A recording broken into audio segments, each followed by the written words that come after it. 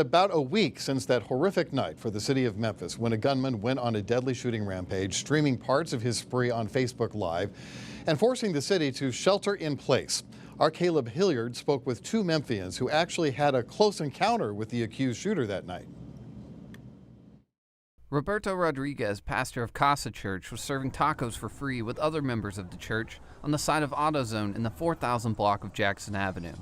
Throughout the interview, Arturo Colunga translated for Rodriguez as he does not speak fluent English. Tipo 6, veo cuando este carro se parquea frente al AutoZone.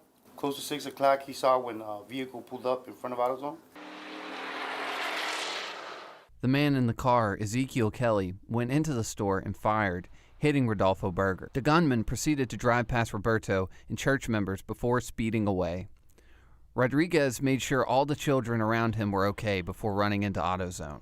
He was joined by another member of the church, Alan, who helped until paramedics arrived. So he grabbed some paper towels, because that's all that was in the area, and gave it to Alan to put on the wound because he was losing a lot of blood. Colunga arrived shortly after. Well, when I arrived, he was pacing back and forth, and I could tell, you could tell when there's something going on with this guy because he's very emotional. Both men say they are fortunate not to have been a victim of the gunman's rage, as the shooter drove by the church group just prior to going into the store. He could have just easily drove by and shot yeah, their way without getting out of the car. Rodriguez and Colunga, both active in the community, say despite what they experienced last week, they will continue to stay strong and plan on coming back to the AutoZone in a few weeks to feed and give clothes to those in need. And he's not letting this affect, he knows that there's a purpose for him here in the city, which is to come out and help out the community. So that's not going to stop us from doing what God has put in his heart to do.